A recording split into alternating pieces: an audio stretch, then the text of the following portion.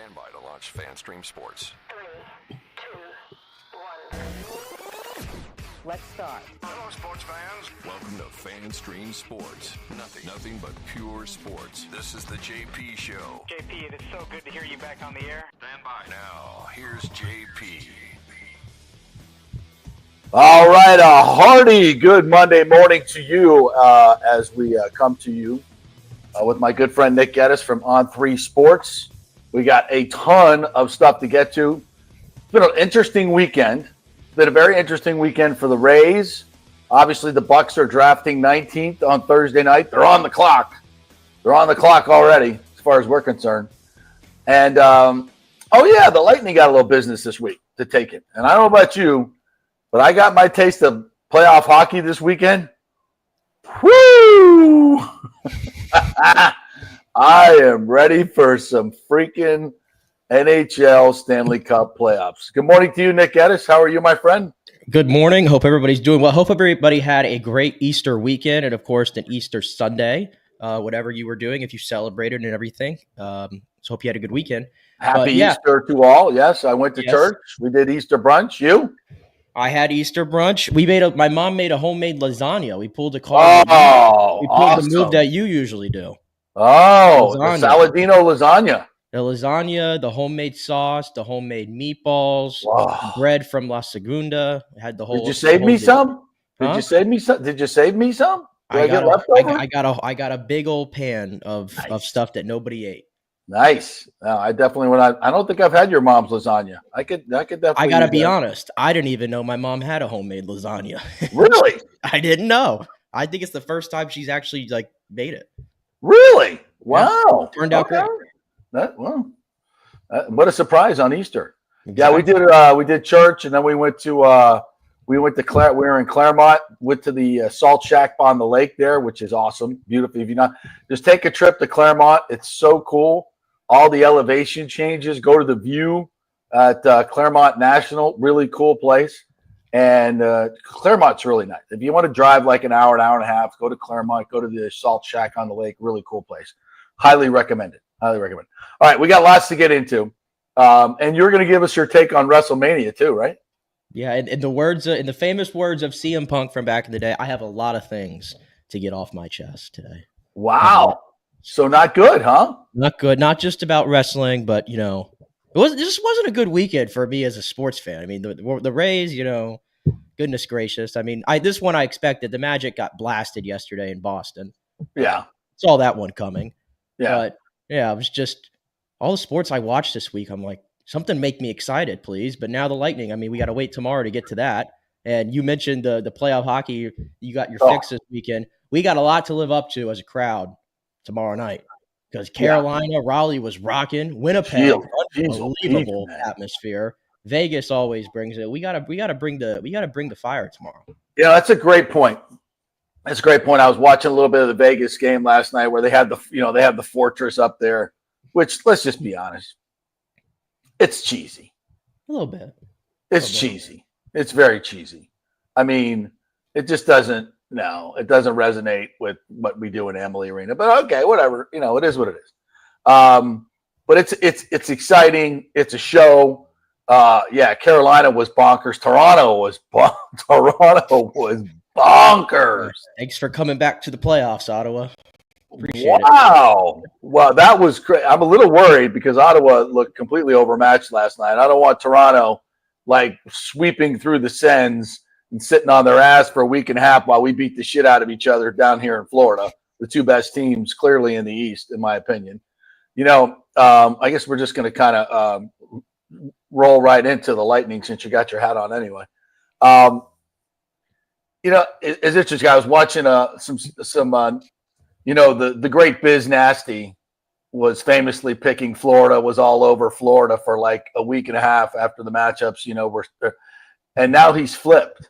Now he's flipped as he looks at the tail of the tape.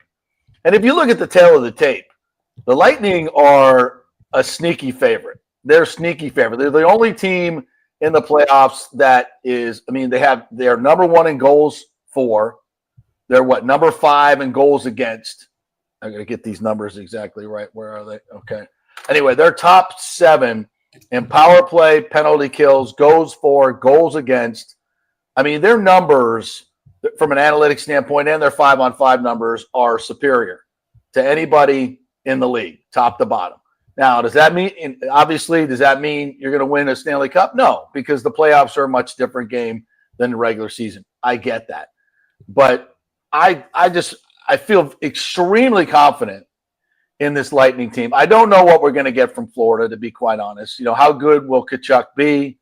Ekblad's not playing until game 3. Marchand hasn't really figured in. There's a lot of question marks. They could be, a really good team and shock everybody and just put it all together right away. And, am I a little afraid that their physicality, they have the most hits per game in the league, 29.5, I believe it is. Am I a little afraid that they may be able to take Kucherov out of his game and thus leave the scoring to the rest of the guys, which I'm a little bit more, okay with, because we've gotten some depth scoring lately. Hagel, Sorelli, even Connor Geekie scoring a couple of goals. We're going to need some depth scoring. There's no doubt about it. Am I a little concerned about that? Yes. I'll be totally honest. Yes. They took Cooch out of the series last year.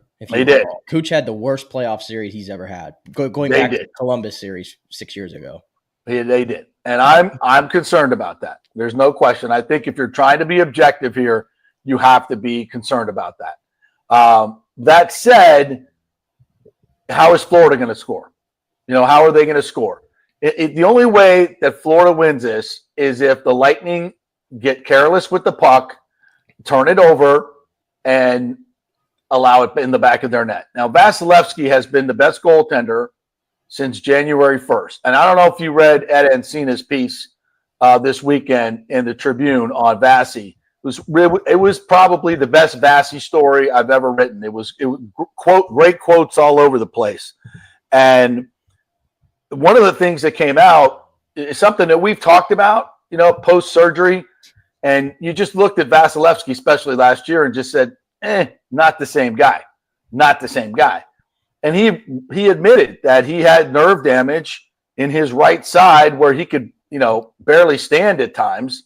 And it really affected him, obviously, as a goaltender. And it takes time for those nerves to heal. In his early career, he was doing a lot of powerlifting. And that just put such a pressure on your back. It's the same thing, honestly, that took out Tiger Woods, doing that heavy lifting. And it's just for a goalie, it's hard to argue with the results for his first 10, 11 years of his career. But it finally caught up to him. And last year, it really caught up to him. Now, you look at his numbers since January 1st, where he basically said, I finally feel normal, and they're back to elite Vasilevsky numbers. Nobody's been better in the playoffs in the last 20 years, 10, 15 years. Nobody. He's elite. So when you put all those things together, yes, I'm concerned that Kucherov could be taken out of this series. I also feel like, okay, you can do that once to Kucherov, but I don't think he's going to allow it to happen again. I think that's probably something that, what was the famous 2 weeks after the defeat last year, first round exit, he was back on the ice. Well, this is why. Because I'm sure, and when Kucherov is a stubborn son of a bitch. He is one stubborn, moody son of a bitch. And I say that with all due respect and wonder, because that's what makes him great. That's what makes him arguably the best playmaker. I've said this for years and years and years. Best playmaker in the game, with all due respect to Sidney Crosby. The players voted him. They gave him the vote last week in the player poll. There you go. And who was overwhelmingly the best goalie? Vasilevsky. So the players know. The media can say whatever they want. The players know. He's the best playmaker in the game. He's the best offensive force in the game, in my opinion. Look at the 2 straight Art Ross trophies, and the best goalie. You should be able to get something done, a deep run in this playoff. Julien Brisebois went out this offseason and completely remade this team in a lot of respects, especially from a 5-on-5 standpoint. It was interesting. I saw the hype video that the Lightning put out, and the first part of the hype video was, basically how this team. I'm not sure if it was property of the Light. Somebody put out this hype video. I don't know if it was the Lightning did it or who. The first part of that video was, all the pundits saying, how the hell can Steven Stamkos leave this franchise? And we all, our love and respect for Steven Stamkos is not factor into this part of the conversation. Okay, we're talking about making a hockey team better, objectively on the ice. JBB made the hard decisions that had to be made. And to me, that set the whole platform for this season. And you look at the numbers, you look at what Gensel has done, factor in if JJ Moser, who missed 2 months of the season, could have played the entire season, how much better the Lightning's record would be. I would submit they probably win the division. But the Lightning were very fortunate with injuries. They've been very fortunate this year, so I'm not going to complain about injuries. But that being said, he's back. This team is back at full strength. I shouldn't say that. We don't know about Glendening. We'll see about that. And obviously, Bjorkstrand is an issue. A guy that was out for the series. Yeah, out for the series. We were hoping to have him back. So there's some factors here, no question about it. But I think on balance, Florida's a lot more banged up than we are. And, I think the Lightning win this series in 6 or 7. I hope it's 6 because my daughter is graduating and I'm supposed to fly back on that Sunday of Game 7. So I'll just have to come back early, but that's no big deal. I say in 6 or 7. I think it's going to be a war. I think it's going to be a lower scoring series than maybe some expect. It's going to be tight checking, and obviously that might favor the Panthers, but I feel like the Lightning will win this series. A tough one, and then once they get it rolling, watch out. Well, both goaltenders have a chance to steal this series. You only go as far as your goaltending will take you. We already mentioned Vasilevsky and the fact that the .926 save percentage, best in hockey since the turn of the new year, since January 1st. So he's locked in. Guy's locked in. And I was reading the Ed Encina piece, and he brought up, and I knew these numbers, but I hadn't seen them in a long time. 24 series clinching games, 162 goals against, and 942 save. It's just absolutely unreal. It's absolutely unreal. And I still think, one game on the line, who do I want in net? I want Andrei Vasilevsky. Absolutely. With that being said, Sergei Bobrovsky is coming off, his greatest run ever and getting that Stanley Cup last year. He's obviously a bit older, but we know that guy stoned the Lightning last year in the playoffs. And he was the difference. You mentioned what they did to Kucherov, and it's kind of interesting. I just sort of expect when the Lightning play, Toronto or Florida in these first-round matchups, typically the last few years, people have been all in on, Toronto's going to beat the Lightning 2 years ago. Last year it was like, oh, yeah, Florida's going to take care of Tampa, and it happened. And this year, the money's on Tampa Bay. Yeah. And it's a weird feeling to be back in. I went and looked, and ESPN had 26 analysts pick this series. 20 of them picked the Lightning. And I see that, and I'm like, interesting. A lot of people feel like this is the Lightning's year, and they might be the scariest team in the Eastern Conference. And I completely get that. And the other thing that's worth mentioning for Florida, and granted, I always say when the playoffs start, you probably throw all of this out the window. Right. But the Panthers are 10-1 coming into the playoffs. And during that time, that's a 21-game sample size. That's not exact. That's not like it's a 4 or 5 game sample size. It's 21 games. They are dead last in the league with 2.19 goals per game coming into the playoffs. And the other thing here, the shoe's on the opposite foot this time. And what I mean by that, the Lightning went on 3 consecutive deep postseason runs. And you can make an argument that in 2023 and 2024, that caught up to them. Absolutely, it did. They looked tired. They looked old. They didn't have another gear to get to. Florida has now gone on 2 consecutive playoff runs where they've played 8 playoff series. Is this the year that it catches up to them? That is what I'm keeping my eye on going into this series because it happens. You could argue it already has by those numbers you just talked about. Right. And maybe the Lightning always were able to flip that switch in the playoffs until they couldn't any longer. Maybe Florida has that moment here, but I don't know. I almost like, not to be like really biased and everything, of course want the Lightning to win. I think there's a chance this goes 5. And I feel really confident in the Lightning's ability in this series. I really do. I feel like last year, the disappointment, Kucherov has, to me, just had that look in his eye all year that he's just not going to let what happened last year happen again. I agree. think I know the numbers last year will say, well, that was his best season. I think in some ways he was almost better at times this year. I think just the scoring was a little bit more spread out, so that's why he didn't have 140 points, but he's still 121 for crying out loud. So the Gensel acquisition, you're taking him over Steven Stamkos any day of the week at this moment, and that's paid dividends. Hagel and don't forget about defensively as well. Yeah, defensively as well. Hagel, and that brings me to Hagel and Cirelli, who have been just an absolute menace together on the power play. The acquisition of Yanni Gourde, Connor Geekie now getting his chance to show, and he played well down the stretch when he got back into the lineup. I don't know. I think Gage Gonsalves. Talking about guys. Gage Gonsalves has showed his scoring touch. I feel really confident about the Lightning going into the series, and they should too. I agree with you 100%. It was interesting turning on the TV this weekend and watching the hockey. Does it jump out at you like the level? Like it's ramped up. I mean, it's just a different speed. It's like, okay, there's those 4. The shift has 4, and then there's the one up and to the right. That's 5, right? Mm-hmm. For those who don't know, it's called a stick shift.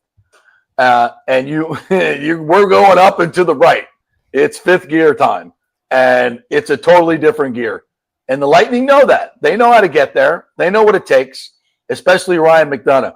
And we talk a lot. We talk so much about Gensel, and rightfully so. But who's leading the league in plus minus? Ryan McDonagh. Yep. At 36 years of age, is that correct? 36? Yeah, 36. Yeah, Ryan McDonagh. And that's no joke. That's no joke. And I think between the additions of Gensel and McDonagh, J.J. Moser, obviously, this is a much better team than that played the Panthers last year, and it's not even close. This is the best. It's the best team the Lightning have had in 3-4 years. That without question. Without question. So I'm excited to see what's going to happen now. 8:30 puck drop tomorrow night, kids. 8:30. Outrageous schedule. That's a lot of your bedtimes. I get that. So you got to stay for all 3 periods and overtime if it's necessary. Some of you people, you know who you are. All right? Get a nap if you have to. Yeah. Take a nap in the afternoon if you have to. There's enough time for all you big shots out there with your suits that you still always love to make your way down to the first level and usually sit on your hands sometimes. And I'm calling you all out today because I don't want to see it. I don't want to see it tomorrow. You got a lot to live up to. So for you suits that are making your way to that game on Monday night, you got a lot of time to put on a jersey, put on a Lightning hat, put on something. I don't want to see your suit. I don't want to see you without your coat on and your 2 buttons undone and you're open. I don't want to see it tomorrow. I want everybody in a Lightning thing. I don't know what we're passing out to fans, if we're doing the clappers again or if we're doing – I don't know what. But I want to see a thunderous. I'd like to see some towels. I want to see a lot of towels. I saw it in Carolina, and it looked awesome. Let's do something special. It really does. I know Lightning Vision's going to bring it, and we're going to be ready to roll by the time puck drops. The Lightning are going to be ready. Let's bring it tomorrow.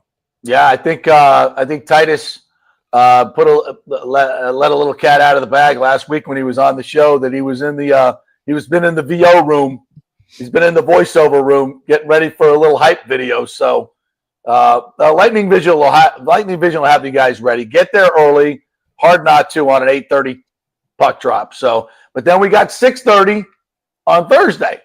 I got 6:30. So you got to got to be in your seats by 6:15, 6 o'clock. That's the one that worries me. Traffic downtown. You got to leave early, folks. Got to leave early. We don't need a half a bowl, lower bowl filled. Come 6:30 on Thursday. Yeah. As an aside, can I say I'm very happy for the hockey standpoint that the Lightning got this, the home ice advantage, of course. Yes. And also selfishly speaking, and I didn't even think about it. I thought about this months ago and I was like, oh, this is going to be bad. For those who don't know, the great Alan Jackson is on his retirement tour right now. Oh, Great that's Alan right, Jackson. And I've had tickets to his show here at Emily, and it's this Saturday. And I remember thinking, like, what if the Lightning have to play on that Saturday inside Emily and they cancel the concert? I was like so scared about that. So that's just an aside, and that's just personally a me thing. Very happy that the Lightning get the 2 games at home before then, and the Lightning play on Saturday, I think at 1:30. So it's not going to impact the time for the concert. So I'm very happy selfishly for that. Okay. Well, that's good. I forgot about that. I want to see some Alan Jackson. All right. On to the Rays. So, oh Lord, Saturday night was fun. Down 8-4 in the ninth. Chandler Simpson with a little ground rule double. If that ball doesn't go over the fence, probably takes a bad bounce. It's an inside the park home run for his first hit in the major leagues. I was thinking about that. They scored 10 runs. Aranda with the walk-off. And what a season he's having. But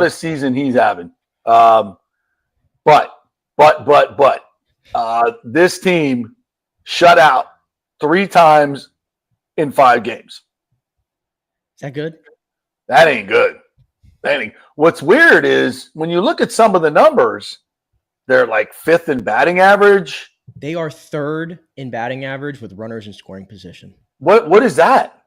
I can't even make sense of that. Well, I think if you throw out the 16 game, those numbers drop dramatically. Probably. I don't know. But the numbers don't fit. What I see, especially against left-handers, Max Fried had a no-hitter. Chandler Simpson, there was a little bit of I don't know if you saw it yesterday. There's a little bit of a discrepancy, a little controversy. Bill Matthews, the scorer, originally, listen, when a guy's throwing a no-no and there's a question whether it's a hit or not, it's an infield hit, I think you have to err to the side of error. If a guy gets a glove on it, I think in the moment you have to err towards the side of an error, right? I think that I don't want to crush the dude. So, because a lot of people are crushing him, and I'm like, hold on a second here. The guy's got a no-no going. You want the first hit to be a clean hit, right? If you're going to score it that way. And also, and listen, Chandler Simpson is fast, but they got him on a similar play earlier in the game. Max Fried beat him to the bag.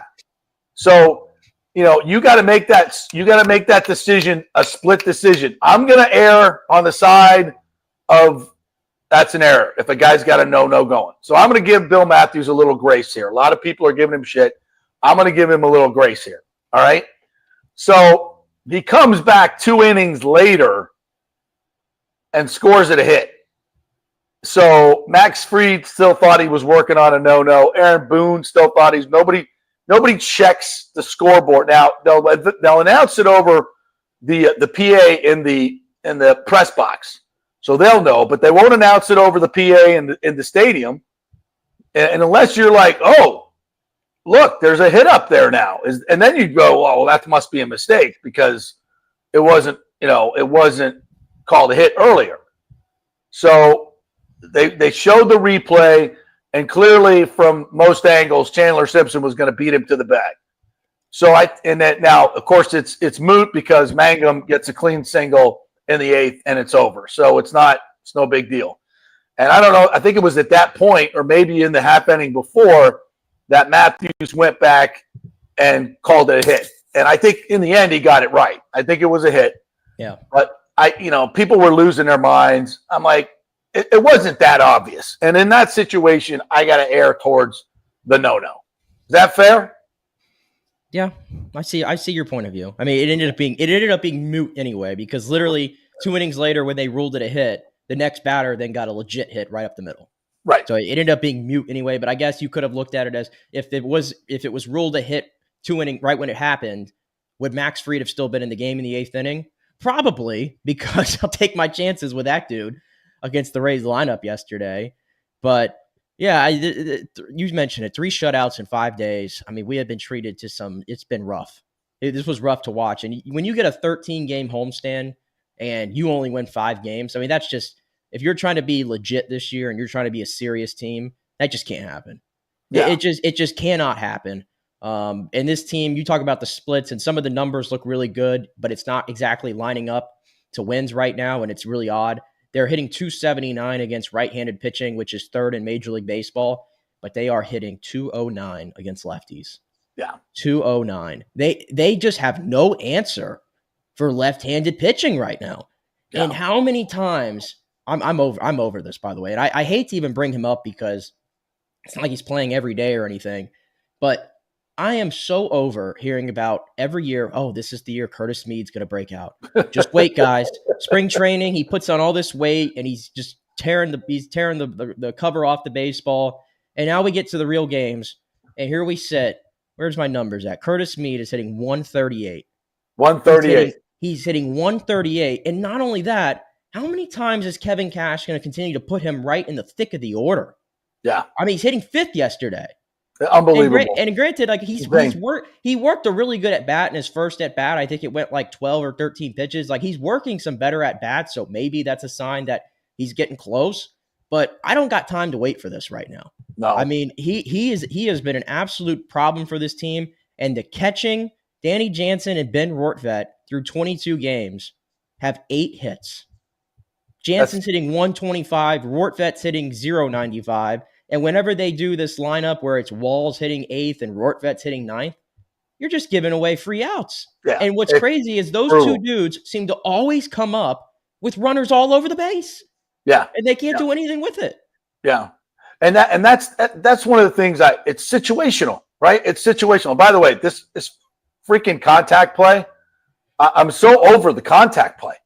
I mean, we bring the infield in, we got a runner on third, and what was it, 1-0 game? And 1 out or no outs, contact, and he's once again caught up in a rundown, like can't even get close to scoring. Like when the ball, if the infield is in and the ball is scorched, you got to freeze. Yeah. Freeze. The base running has the same as last year. They're just awful. Out. I mean, was it Morel yesterday? They got picked off at second. Yes. Cabby's had it happen. I mean, it's just too Cabby's been awful on the base. He was the one that did the contact play, I think, the other day.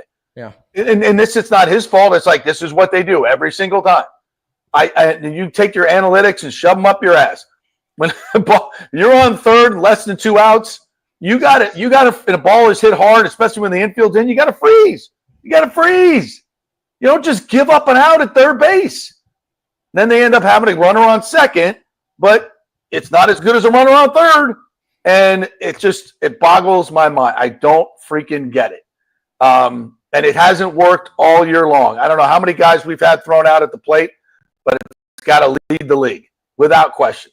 Yeah, our base running is the point. In a Ronda the other day, nobody out, hits one off the wall. And I know it took a perfect relay throw, but it was another 1-0 game, I believe, at that point. And he's trying to get the third with nobody out. How about Thursday where Meisner leads off the game with a base hit, and then there was another hit, right? And he tries to run to third on Aaron Judge's arm, but it's like, you don't do that with Aaron Judge out there and right. And you had a chance to just have first and second, no outs, and try to feel good about yourself, and it didn't happen. So yeah, base running's just killing them right now. Yeah, it's. I know they're feeling like they have to, to push it to score runs, but actually they're hitting the ball pretty well in terms of average. But all the outs on the bases is what's, you look at the numbers like, well, this team shouldn't be this inconsistent in scoring. Part of it is their base running. I guarantee I haven't seen the numbers, but we lead the league in runners out on the bases without question. If you can find that one, Nicky, numbers. I know it's got to be like bad. So I'm kind of over that part of it, and it's what we talk about in terms of quality pitching. When you get good pitchers, like every time they face a better than average pitcher, this team really, really struggles. It's the same old thing. It's like when you're playing on a shoestring budget and you don't have legitimate hitters that can match up against the better pitchers in this league. This is what you get. You'll score your mediocre on mediocre, which there's a lot of in baseball right now, in my opinion. Mediocre on mediocre, they're as good as anybody in the league because they're pretty smart. But when you got to go up against the best, when you need a great hitter or you need great pitching, Listen, the Rays have been there in pitching. There's no question about that. The pitching's been great. Well, but I don't. I guess that's the thing. I think the pitching. I think it's been decent. I think after a really good starting start pitching's been really good. I think after a really strong start to the season where they were putting up these historic numbers, I think they've all sort of run into a little bit of trouble lately.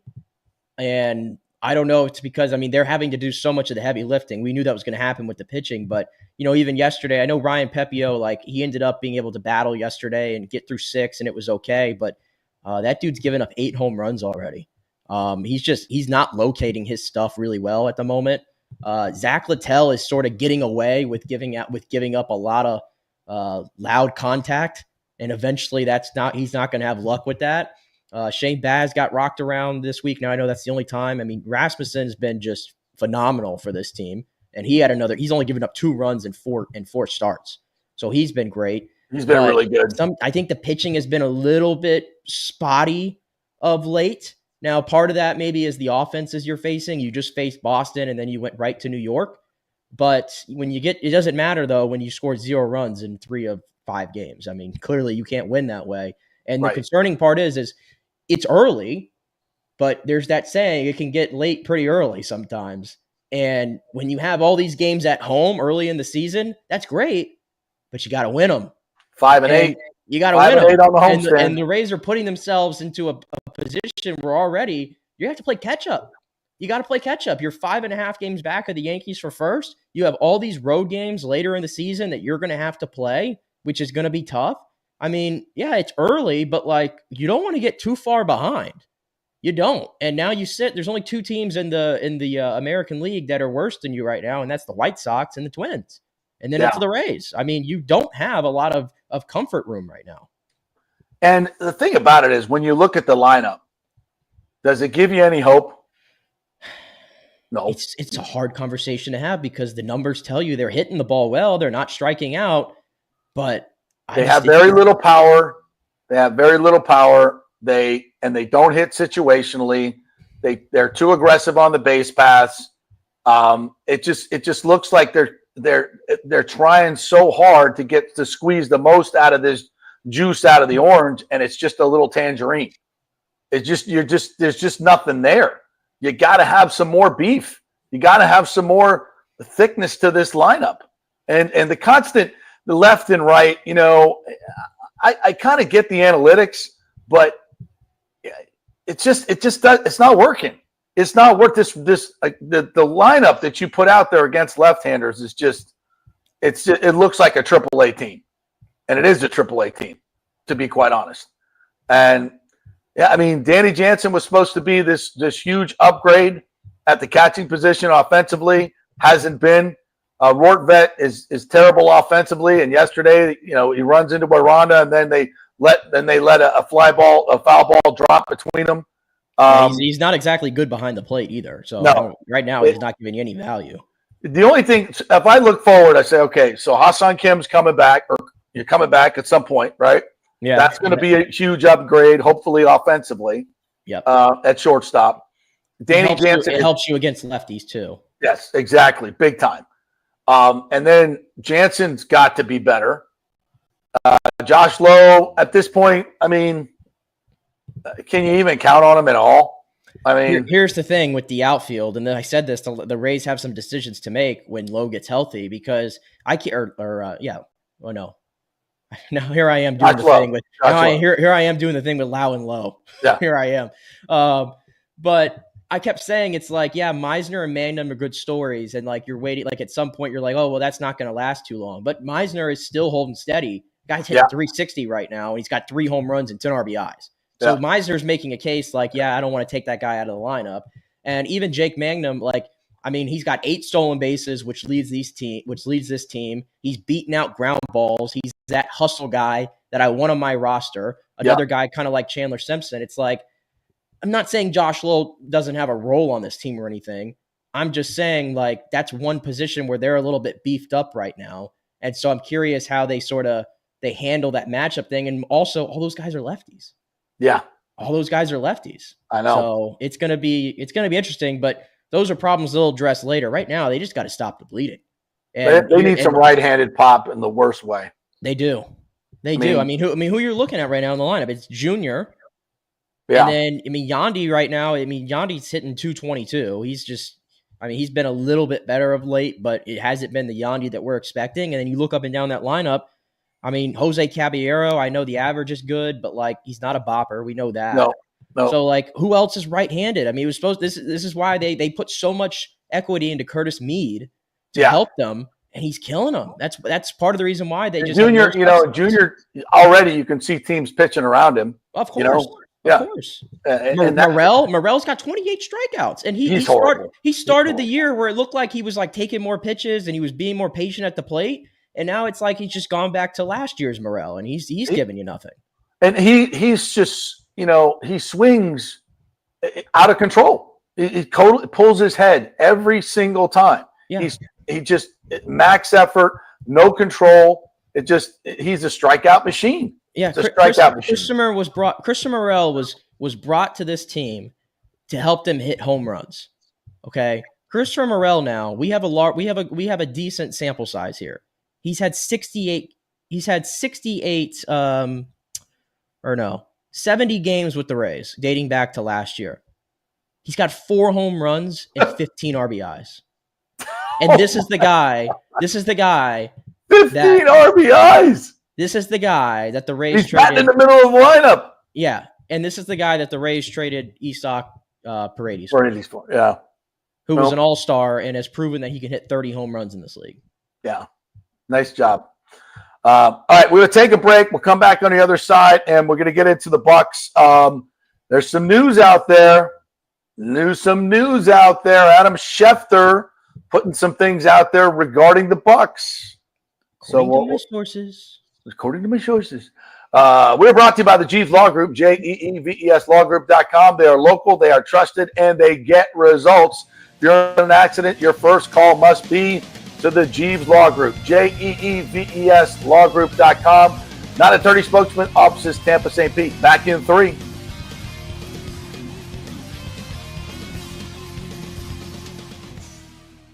Spring means a time of renewal and Rays baseball, and the folks at Italiano Insurance want to welcome the Rays to Tampa and remind you it's time to renew those insurance policies with the now famous Italiano Insurance Checkup. Let the experienced and friendly agents shop your policy for the best price and coverage. Famous for saving me over $1,000 on our auto insurance last year and over $500 on our homeowners. Now that's a grand slam. Might as well get a double play by adding flood insurance and business insurance to your portfolio. Costs less than you think, and trust me, you do not want to risk your home or personal wealth. That's a big whiff. So step up to the plate and call 813-877-7799 and chat with the all-star agents at Italiano Insurance. 813-877-7799 or go to ItalianoInsurance.com. Go Rays! JP here for Riveters, our new official sports bar and grill of the JP Peterson Show. And just like our show, no BS, no corporate chain feel, just amazing, authentic folks serving great comfort food in a casual atmosphere at unheard of prices. Riveters is located just south of Raymond James and Steinbrenner Field on Dale Mabry, walking distance to the park, so free parking, great place for pregame and postgame. Let's talk about fresh food. Nothing is frozen. Burgers, wings, prime rib, roasted fresh daily, never frozen. That makes a huge difference. The mahi, the salmon, also super fresh. All our sauces are original recipes made in-house. Our Warhawk chili and fully loaded potato soup is made fresh in-house. It's the best food anywhere, served by people who actually care. Riveters on Dale Mabry, just north of 275, just south of where the Bucs and Rays play. We'll see you there. Are you looking to renovate your home, rebuild after the hurricanes, or build your dream home from scratch? Well, let me tell you about my friend Jason Fawcett and On-Site Construction. They have over 1,450 satisfied clients, 25 years of experience, over 500 designs, and a talented team of over 40 construction professionals. They believe building something exceptional begins by truly focusing on all the details, even the smallest ones. We understand that construction can be a daunting process, and we're here to make it as smooth and stress-free as possible. Quality is non-negotiable at On-Site Construction. We use the finest materials, employ the most skilled tradespeople, and adhere to the highest industry standards to deliver a product we're proud of and that you're going to love. Our project management is meticulous with a focus on completing projects on time and on budget. Your happiness is our primary driver. So give us a call at 813-579-5789 or check out our incredible website at onsiteconstructionfl.com. Let's go. Right now, back to the show on FanStream Sports. All right, welcome back to the JP Peterson Show, brought to you by the great folks at Riveters, the official sports bar and grill of the JP Peterson Show. We will be there again this week. Got to figure out the scheduling, but we'll be over there this week. Somebody said they're looking for a eating hole to go to watch the Bolts and the Rays tomorrow. Well, why not Riveters? Best place to watch sports, no question about it. All the TVs, the food is fantastic. Get there early for the happy hour. Great prices there. Try the buffalo chicken dip. It's amazing. The burgers are fantastic. I tell you what, I had the wings last week. Best wings I've had in I don't know how long. They were fan-freaking-tastic. Nick, I know you love your wings. Have you been to Riveters yet for their wings? I have been to Riveters, yes. And it's great. And here, right on cue, Mario Christian checked out Riveters yesterday, and the spinach and garlic and wings were good. Love yes. The food's fantastic and always a great place to watch the games. So check it out. Head on over to Riveters. You can do the double dip tomorrow, right? Watch the Rays out on the West Coast and the Lightning with the West Coast start, 8:30 Eastern. So you'll be up late, but it'll be fun. It'll be a great place to watch all the games. Always is. And they'll have the Lightning. They'll have the audio on for the Lightning game as well. So don't worry about that. They'll and then when Lightning are over, they'll put the Rays on. I'm sure. So they can do that. All right. So news on the Bucs. Adam Schefter is reporting that the Bucs have been one of many teams looking to trade down in the first round to get more picks. I think I like where this is headed, to be quite honest, because I think one of the deepest positions in the draft is edge rusher, and I think they, the Pewter Report people, Scott Reynolds. By the way, I'll be co-hosting the Pewter Report podcast today at 4:00 with Scotty. The programming note right there, and we're going to talk a lot of draft as we're going to talk right now with the Buccaneers. And if they want to move down, Ezeraku is the guy that the defensive player of the year in the ACC. That's someone from Boston College that the Bucs love coming off the edge, and is a guy that is probably going to be there late first round.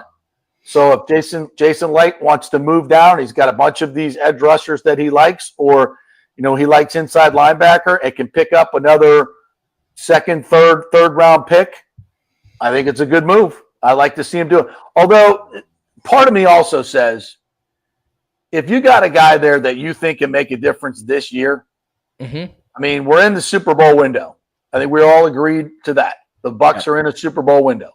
If you got a guy there that you really feel can impact you this year, do you really want to trade down? I think it's tough to even I think Jason Licht even said this. What was it, last week or the week before, when he was asked about the idea of trading down? This draft makes it a little bit difficult because it feels like the consensus is the player that you can get at 10 and 11 and 12 is kind of the same player you can get in the top half of the second round. So that makes it very difficult. Like, what player are teams going to covet that, I need to move up and I need to completely blow up my draft to go get.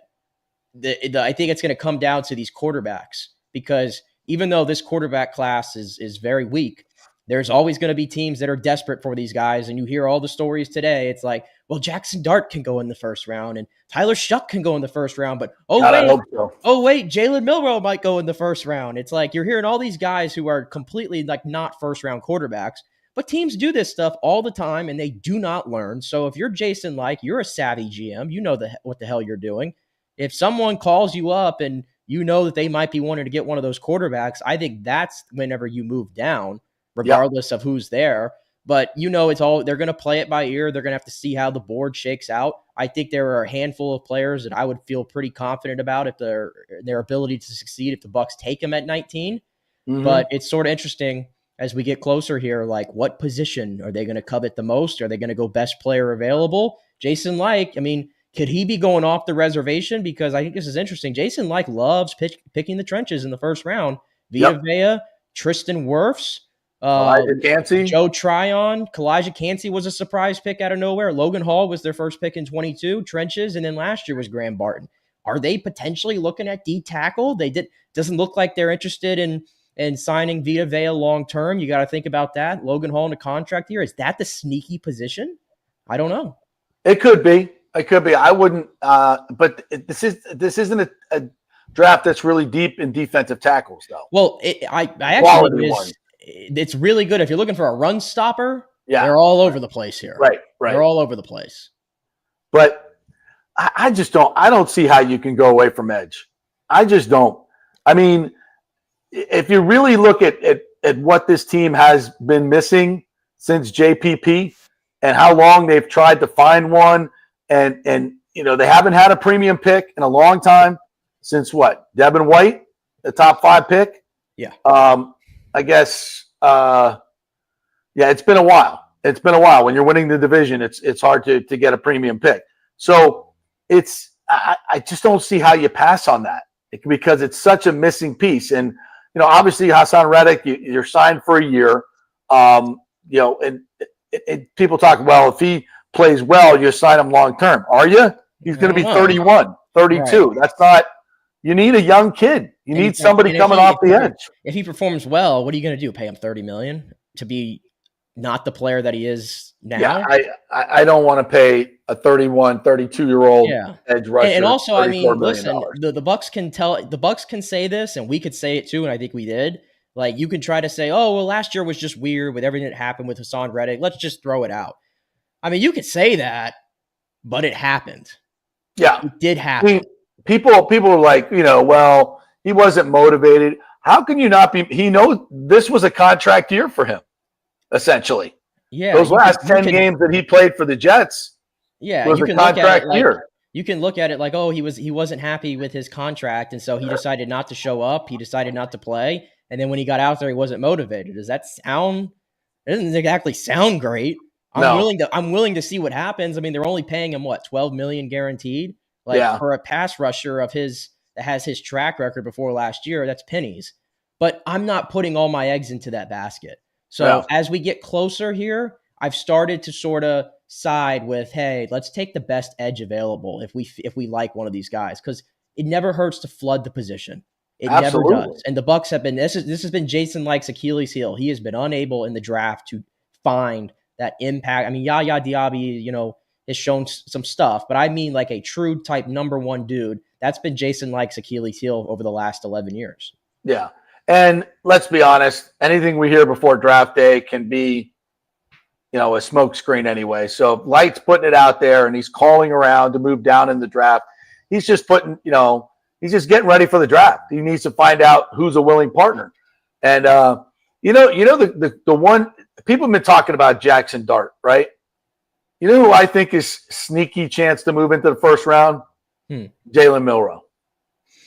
Because I think he's going to be a great quarterback, but I think people see a lot of Jalen Hurts in him, and Jalen Hurts just happened to win a Super Bowl.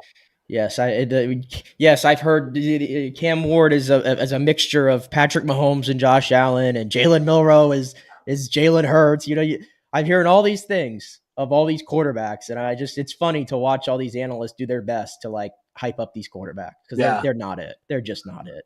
And the other part about that is I just at this point with the emergence of Baker Mayfield, with the emergence of Sam Darnold, with the emergence of Geno Smith, I think to me, and the Bucs have won 2 Super Bowls. Did they draft either one of those quarterbacks? No. The Bucs, all the Bucs' best quarterbacks were brought in via free agency. Right. So at what point do general managers start saying to themselves, you know what? If I'm the Giants, maybe I should take Abdul Carter. Maybe I should take them a surefire guy that's going to rush the passer, be a beast for hopefully 8 to 10 years. Right? If Joe Shane's on the hot seat, and John Mara's already put that out there. If Joe Shane even dares take Shedeur Sanders with Travis Hunter or Abdul Carter sitting on the board at 3, you should be fired on the spot. Absolutely. He should already be fired on the spot. But, this is a guy that's just tailor-made to overdraft the quarterback. No question about it. Cam Ward, look, people are saying, oh, he's a surefire. Really? Cam Ward, he throws well off platform. He doesn't have the prototypical size to be a number 1 overall quarterback draft, in my opinion. He doesn't, he's not far removed from being a turnover machine. If you watched him play at Miami, it was a lot of improvisation and a lot of very he had a very good situation. There weren't the greatest defenses in the world. If Cam Ward had gone to Florida State, is he even in this discussion right now? No, he'd be dead. He would not have survived the year. No, absolutely not. And that's the thing. It's like he went to a really good situation with some good receivers, a good offensive line. Yeah, he was in a very good situation in Miami. No question about it. How you could say he's a surefire number 1 overall pick. If I'm the Titans, I'd draft Abdul Carter. See, if I was the Titans, like I would try to have an agreement, with, I know it's tough. Like if you're Brian Callahan, like, you just got the first overall pick in year 1, you do it again 2 years in a row. That makes it really hard to keep you. I would try to have some agreement where it's like, listen, I know that we're probably going to have to trot out Will Levis again next year, and that's going to suck. Yep. But we are potentially passing on 2 generational talents here to take a quarterback just because we need a quarterback. And I don't know if he's an actual true number 1 type guy. No. It's a risk. If I'm a GM, unless this guy, and look at even Trevor Lawrence, and I'll say he's been to a very bad situation. Starting your career with Urban Meyer, your head coach, is as bad as it gets. All right, in the NFL and with that organization. But unless you have that type of talent and size and ability and track record, I'm not drafting you with the first overall pick or the first when these other guys are on the board. I'll go find a quarterback that I've watched play in this league that has gone to a bad organization, like a Baker Mayfield, like a Sam Darnold, like a Geno Smith, and I'll go find a guy and put him behind a really good offensive line and with some really good receivers. And that's why Tom Brady, he's basically, like, let's be honest, he's calling some shots in Las Vegas. Right. It's not surprising to me that, like, the Raiders have the number 6 overall pick. If they wanted Shedeur Sanders and they were in love with him and they loved the idea of bringing Shedeur to Las Vegas, and it always seemed like a great fit, right? Tom Brady, I'm sure, had a big role in saying, we're going to go get Geno Smith. Yeah. I know I like veteran quarterbacks, and I'm not taking my chances with these rookies. And we have a veteran head coach in Pete Carroll. Like, you see what the Giants have done by signing Jameis and Russ. And listen, I don't think I don't know. That's probably not going to work out. But I think if they were so in love with Shedeur Sanders, would they have signed both of them? No. Probably not. No. So some of these teams are telling you and showing their hand here of how they feel about these quarterbacks. Well, and Tom Brady has worked with Shedeur Sanders. Tom Brady has a connection with Shedeur Sanders. Right. So in theory, it seems like it would have been a great fit. And now it's like, I don't think the Raiders are taking Shedeur. I don't think it's even a question right now. No. And because they have so many holes to fill. Right. They have so many holes to fill. And when you get Pete Carroll, who's 73 years old, guess what? Even though you're not a good team right now, well, suddenly you've now opened up a win now window. Yeah, exactly. So I would caution. If the Saints want to fall over themselves and take one of these quarterbacks, by all means, have at it. Yeah, talk about a team with holes to fill, and they just lost Ryan Ramczyk. Yep. Who retired, who Ali Marpeted them and retired. Yeah, a lot of injuries, though. He hadn't played a lot of football the last few years, I think. So, unfortunate, because dominant right tackle when healthy. But that's the thing. The Saints are old. The Saints are still expensive. They're still signing players in free agent who are over 30. I don't know what they're doing. Derek Carr might not play, I hear. Yeah. Oh, I love Saints' downfall. They are in trouble. They still got a Super Bowl roster, Cam? You still got a Super Bowl roster? Oh, top 2 in the league, right? Top 2 in the league, yeah. Top 2 in the league. Right. All right, let's go to some comments here. Yeezy says a Rays stink. Thank God for the Bolts and Bucks keeping us sane. Football can't be here soon enough. Yeah, I think this Rays season is going to be bad.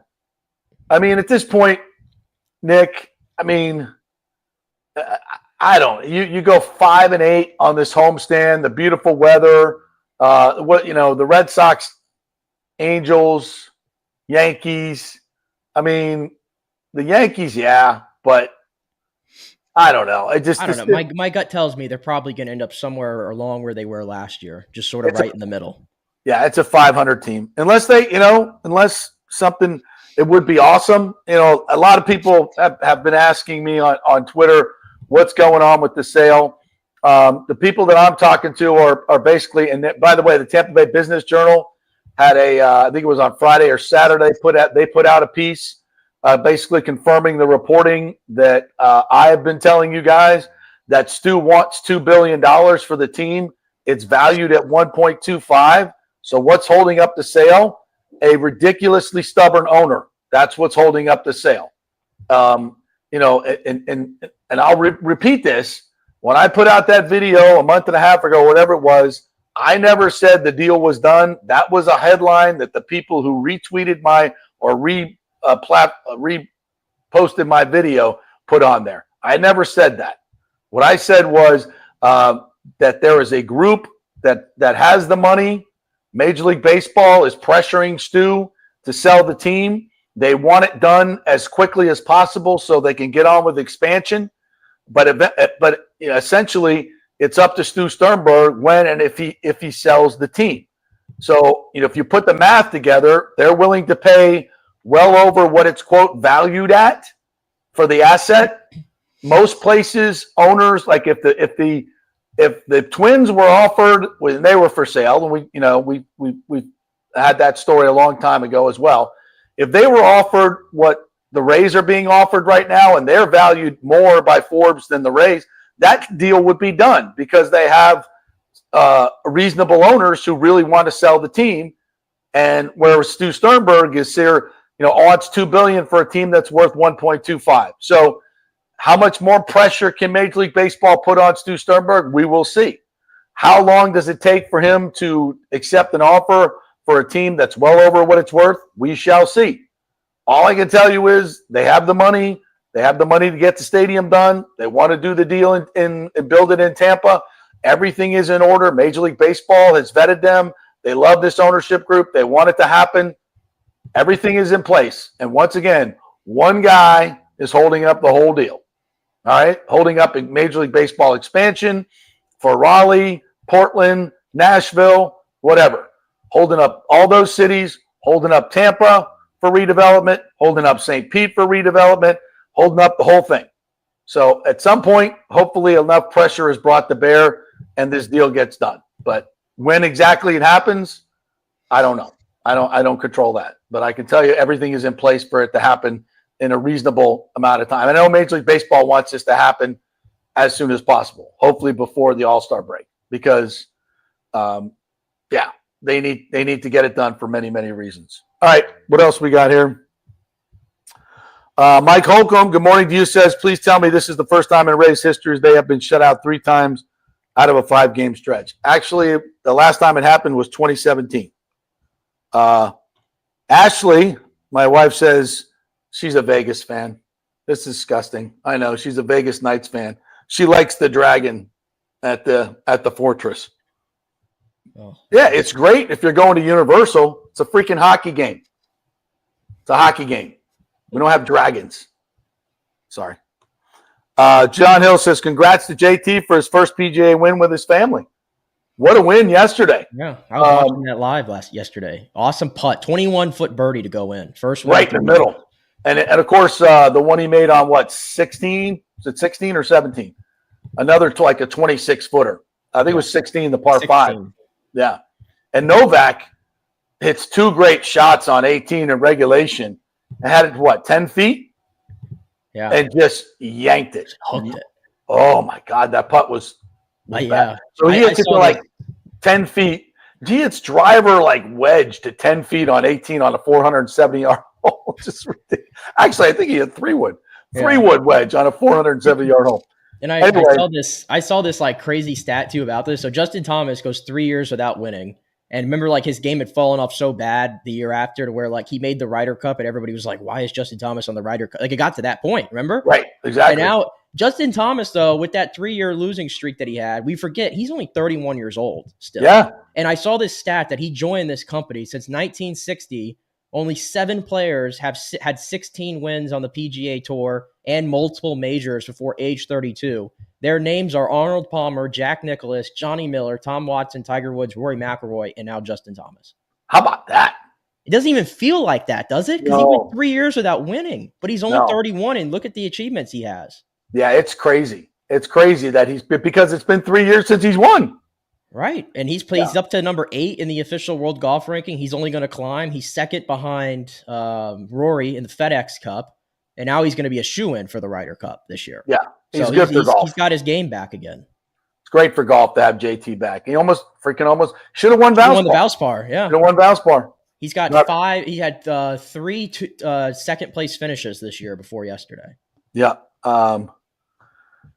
Mario Christian says the only salt shack that I could go to is on Claremont. Can't necessarily go to the one in South Tampa because it's packed all the time. It is a nightmare to park there too sometimes. Yes, absolutely. Yeezy says I'll be there tomorrow, 8:30. Start kind of ridiculous for a Tuesday. I get it, no question. Mario says they could have played a game on Saturday or Sunday instead of waiting till Tuesday. I'm kind of glad they waited till Tuesday, to be quite honest. I needed a little bit of a break. I think the teams did too. But Matthew Tkachuk is going to play. He said he's ready for game 1. So, well, he kind of said he was ready for game 1. So we'll see. Yeezy says Gensel will be the MVP for the series. You got Gensel? He's a 2-time Stanley Cup champion. Forget that. I'm going to go with Gensel's a good pick. I like Gensel. I'm going to go with Hagel. Are you stealing my notes over here? What is this? Oh, there you say you got Hagel too. I think Brandon Hagel is in many ways the engine of this team. He is the engine of this team, in my opinion. I would agree with that. In kind of a listen, Kucherov's the MVP of the team. Let's not get it twisted. I just feel like with all the different things that Hagel does, to impact the game. Yeah. Mario Christian says, I hope the Magic can stretch the series to 5 or 6 games. It took the Cavs to 7 games a season ago. Yeah, well, it didn't look like it yesterday. Yeah, the Cavs team yesterday or last year is not the Celtics this year. Goodness gracious. Yeah. They don't match up with them. No, Paolo does. I mean, he friggin' dropped 36 yesterday, shot over 50% from the field. Franz does Franz, but after that, it's slim pickings. It's a little thin. Thin for my Magic.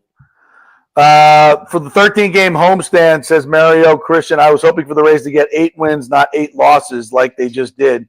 Angels and Red Sox series was disappointing. Yeah, agreed. I just don't. It's a pedestrian roster. Let's just be honest. The pitching is good. The roster is awful. It just is. Well, you always said, and we said this last year. Who do you fear in that lineup? Oh, Caminero. You fear Junior Caminero. You may have, and right now you kind of fear. I mean, Aranda is getting to that point. I mean, the guy is top 5 in like every hitting category. But even the other guys, it's like, yeah, I can pitch. I'm not scared to pitch to them. You know. And if we only got 2 guys in the lineup, it's pretty easy to pitch around them. Yeah, it's easy. Rick says stubborn Cooch sounds like my ex-wife. Less scoring than the Rays. Rick. Easy like that, Rick. You like that. Sergio Biltres says, good morning, gents. The Rays are awful to watch. Go Bolts. That's the other part of it. I mean, yeah, they're 8-13, but they are boring to watch. Good God. Thank God they're not in the Trop. Jeez, oh Pete's. It would be a nightmare. Can you imagine that if they were in the Trop this year? Like the Angels series would have been like 3,000 people total. Red Sox would have been all Red Sox fans. It would have been the same attendance. It would have been the same attendance they have every night at Steinbrenner, but it would have been hearing echoes and everything on the TV. Exactly. Yeah. Jeremy Lowe says, I got my Hedman shirt ready for tomorrow night. All right. Get it. Let's get ready. Learn how to spell that too. Watch your mouth, son, unless you wear a Bolt suit jacket. Yeah, I think John's got that lightning blazer. I like that. The Greg Wolf wears it sometimes. That counts. That counts. But please don't wear your Joseph A. Bank when you're sitting down there on TV. Please don't. Jeremy says Mead needs to go. Play Aranda full time. I'm with that. I mean, Jesus, let's get it. I mean, I'd much rather have Aranda, even if he's hitting like 175 against lefties. Like, just put him in there. I can't watch Curtis Mead anymore. JP here, Jason Light willing to move down. Of course, that's out there, which means it's just smoke screen. I think if that edge rusher is there that they want, they should not pass on him at 19. Because what are you picking up? What are you gonna pick up? An extra third of somebody moving up? In a draft that's kind of deep with third rounders, you can get starters, but I don't know. I will say there's if you follow a lot of the draft analysts, the most popular position that I feel like I've seen the Bucs being mocked to take has been safety. Yeah, I don't get that. I'm just sitting here I'm not trying to discredit any of the work these guys do in the film they watch or anything like that, but it's like it takes a minute of research to see that they are dead set on they want to move Tyke Smith to safety. So why would at that point you take a safety in the first round? Yeah, I don't see that. You're just looking to find a nickel, and of course you're going to find that in the middle rounds.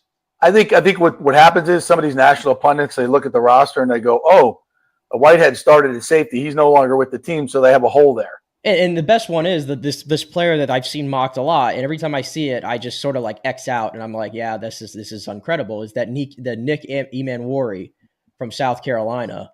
And it's like everybody's falling in love with him because of his physical traits, but you watch him on film. He doesn't he's not the greatest tackler. He looks like he's stuck in mud sometimes. And he's better like towards the line of scrimmage than he is playing at safety. So I'm like, that makes no sense at all. And I have not heard at all that the Bucs are even anywhere in on him. The 29th worst pass defense does not need a safety that plays near the line of scrimmage. Yeah. We don't need a thumper. This is not the 90s anymore. Yeah, exactly. Douglas Petit says, was at the Rays game on Friday, wasted a great start by the Rays. They're betting 205 against lefties. It's awful. Cabby getting picked off is a no-no. They're so bad on the bases. So bad. Cash is not 100% doing the lineup, says Todd Casper. I don't even think that's arguable. He's right. No baseball person, nobody who's played the game would continue to put Curtis Mead in that spot. Nobody who's played the game has taken out Jonathan Aranda for Curtis Mead. There have been so many moves that Cash has made this year. I just shake my head, and I'm like, I don't even know how can analytics even back this up at this point? It almost feels like, I don't know, this year it almost feels like they've been almost too analytical. Oh my God, yes. Which is weird to say that. They've always used analytics, and I'm not like against analytics or anything, but we always say the best thing you could judge it by is what your two eyes are showing you. And I think sometimes they've lost sight of that. Yeah. Rick says Curtis Mead needs diamond cleats to hit better. Well, at least some cubic zirconia. Yes. Or a torpedo bat or something. All right, Mike Stover is going to take umbrage with you and say WrestleMania was decent. He said decent. Which WrestleMania should never be decent. Like Monday Night Raw can be decent. WrestleMania can't be decent. WrestleMania is the show of shows. It is what you wait for. It is the and be all weekend. And decent is not good enough. Right. Save that for after the break. Yes. Judge should have had a home run. Yeah, I know the replay that they showed wasn't down the line, so it can trick you. But Jiminy Christmas, that was a home run. That might have been a case of them because of the park they played in that kind of impacted that whole thing. Yeah, and the Yankees can't even bitch about it. I think Judge did call it a minor league park, so foul poles don't go up high enough. Was it Judge a few years ago? Was he the one who hit the ball off the speaker at the Trop, and they didn't rule that a home run too? And the Yankees were like going nuts. Remember that when he hit the speaker? Yeah, you're right. You're right, 100% right. Harvey Riles says, as long as El Cheapo's name is at the bottom of the checks, expect more of the same. 100% right. There's no team in baseball that would have gone into this season with a pitching staff like this and not gone and added some legitimate hitters. Nobody. Well, they're not the only one. Granted, the Mariners are playing better baseball this year than we thought, but the Mariners had what people thought was the best pitching staff, and then they did nothing to supplement it on offense. Yeah. They're playing a lot better than the Rays are right now, but it's sort of like the same concept. I know the Pirates are never good, but the Pirates have, Paul Skeens, and they made one free agent signing this offseason, and Paul seems like he's getting fed up. So there are some other examples of teams. A lot of teams are just not spending anymore. Right, and whose fault is that? To me, it's the owners. Yeah, and who are they taking after? Stu Sternberg. Yeah, you could make the argument that because of the way the Rays have done things, other teams have gone, oh, we can try to do the same thing. Hell yeah. Remember Boston when they hired Chaim Bloom and they immediately got rid of Mookie and everything and they thought they could play that way? And that shit doesn't fly in Boston. No. It didn't. It doesn't need to. Now Boston's spending money again. Yeah, it doesn't need to because you have the money to pay for the players. Like, why would you try to do it on a cheap if you don't have to? Unless you have an incredibly greedy ownership group like we do. Or the Pirates do, or, it's a trend that the Players Association, I think, is willing to go to the mat for. And I think you're going to see, obviously we got lockout strike coming or whatever. One of the things I think Major League Baseball Players Association is going for is a floor. And I think the owners would do well to approve that. Yeah. Did you see in free, is it good that it's not a good thing? In free agency every year, you have guys that are not signing until mid-March and they're having to settle for a 1-year deal, or in Pete Alonso's case, why did it take so damn long to sign Pete Alonso to a contract? Ridiculous. It's nobody wanted to give him a contract. And what does he do? This year he's hitting 346. He leads Major League Baseball in RBIs. He's just casually going along as the MVP favorite right now in the NL, probably. And what did he get? He got 2 years, 46, right? He got 2 years, something like that. But obviously he wanted a long-term deal and he didn't get it. Bregman, it took forever for Alex Bregman to get his contract before going to Boston. Remember Blake Snell last year, a year after winning the Cy Young, is unsigned until after the season starts or spring training began? Yeah. That's not good for anybody. And the Soto deal is just so out of the norm. It's crazy. It's crazy. And I guess the guy they replaced him with, what's his name? Anyway, their numbers, I think he's got better numbers than Soto this year. The Yankees? Yeah. I think it's Grisham. Brain farting on that one, yeah. All right, let's take a break. We'll come back on the other side. Nick's going to tell us about WrestleMania. I have a friend of mine who's been there all week and going to all the events. I've been following him on Facebook, and I looked up some of the numbers as far as how much these tickets cost. It's oh my God. Oh my God. So we'll get into that. Evidently, though, they couldn't afford The Rock. Whatever it was, they couldn't afford The Rock. All right. We're brought to you by the great folks at Italiano Insurance, 813-877-7799. Get that insurance checkup. Make sure you have your business insurance. Make sure you have your flood insurance. That's a big one as well. And price out your homeowner's insurance. They might be able to save you some money. 813-877-7799. The best customer service in the business, Italiano Insurance. Back at 3. Hey, JP here for my concierge medical professional, Chris Lugo, PA. You've heard him on the show for a couple of years where he shares invaluable medical, nutritional, and supplement advice. With Chris, it's like having a medical provider as your best friend. What I love about this concierge service is the convenience and support he offers. I can text or call him 24/7 with any questions or concerns, and he'll promptly call in a prescription if needed. No office visits or co-pays required. It gives me peace of mind knowing I have someone genuinely invested in my health, not just focused on insurance profits. And the best part, the Bay Area Modern Medical Center's personal concierge service is more affordable than you might think.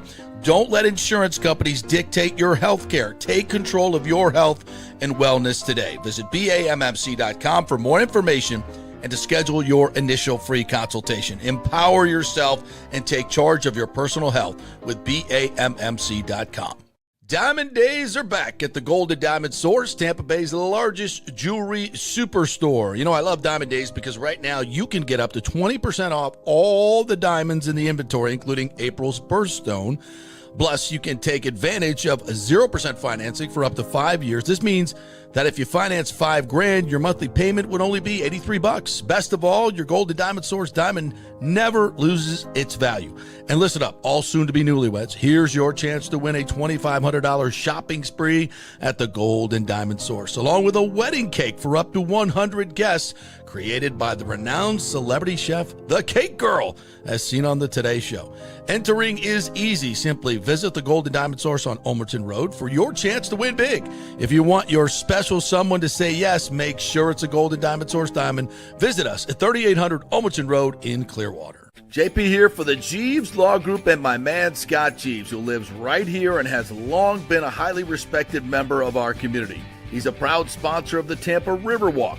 Jeeves Law Group is also a proud sponsor of our Grand Central District in St. Pete and has neighborhood events throughout the year. He has an office on Central Avenue in St. Pete and one on South Howard in Tampa. You can't get more local than that. So when you need an attorney, you're going to hire some huge firm that advertises all over the state or the one that supports your favorite sports show. It's the Jeeves Law Group. We're local, we're trusted, and we get results. For personal injury and personal attention, call us for a free case evaluation.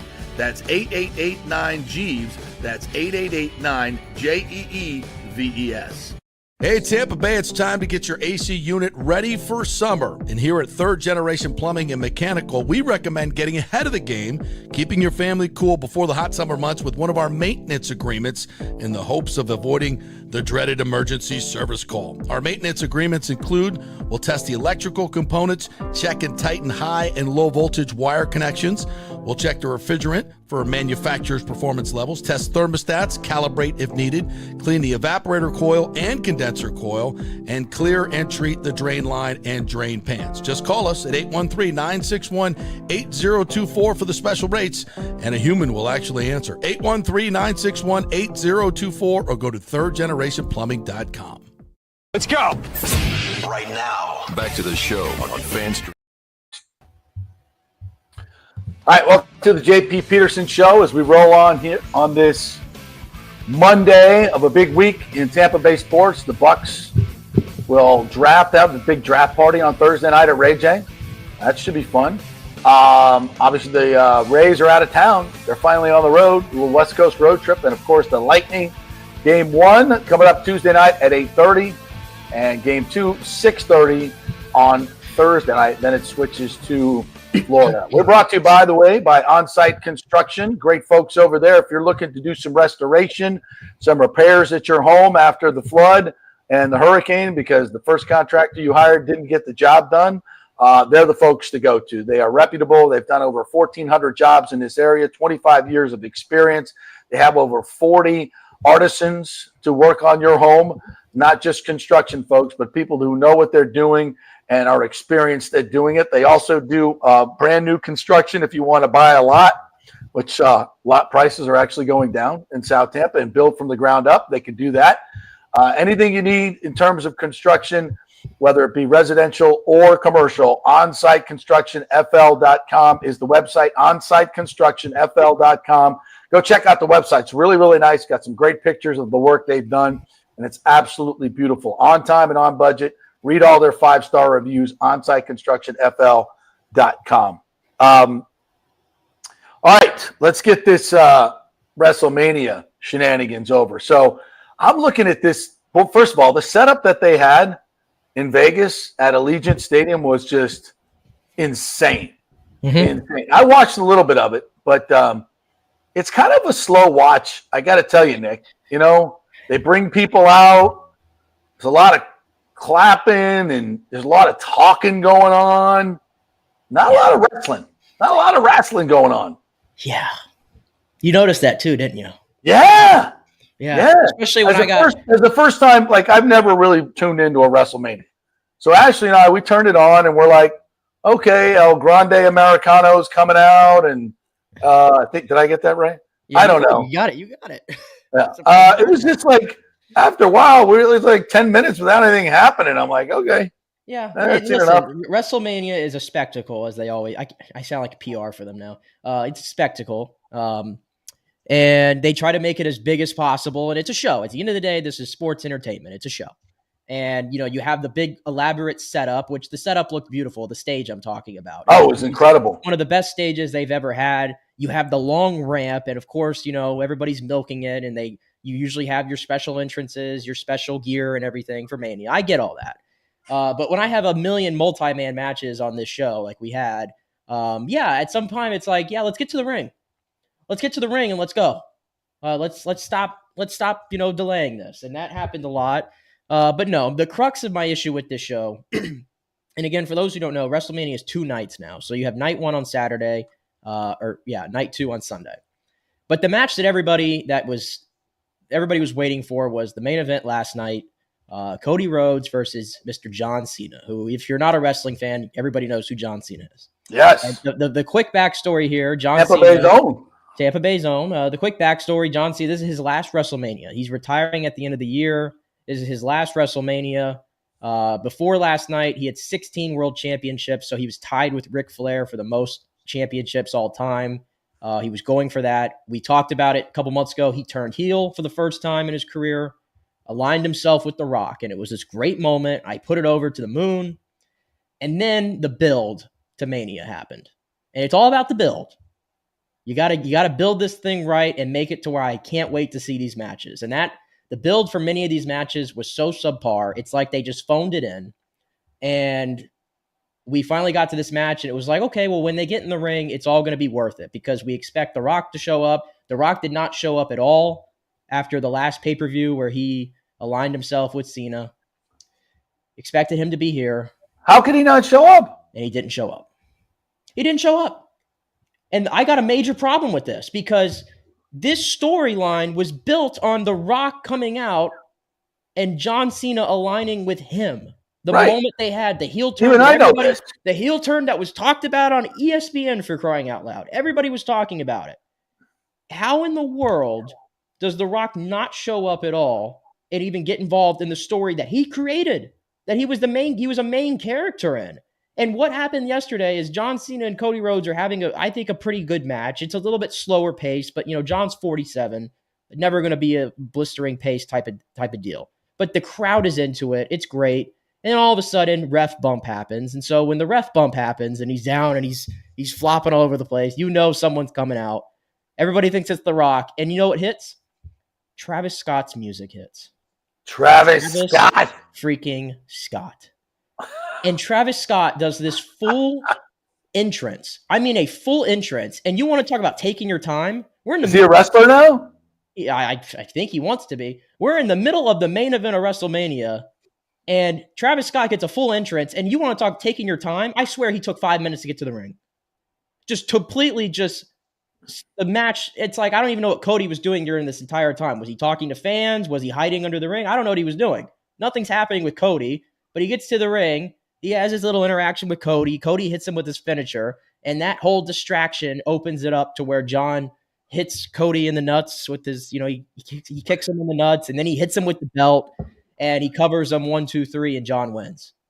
Horrible. That was it? That was it. Horrible.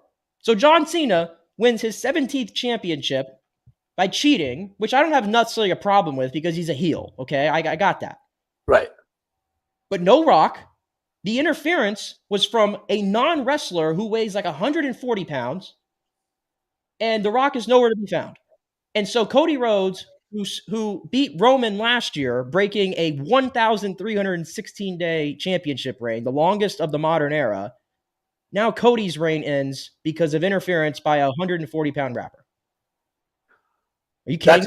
That's bad writing. That's bad writing. It's horrible. It's horrible writing. I couldn't believe it. And The Rock's just, got his feet up, in a, what do you call it? One of those hammocks in Hawaii, in Maui or whatever, not doing anything. It's like, why did you come back if you're not intending on following through with the story? Because now it makes no sense. It makes zero sense. And I'm out.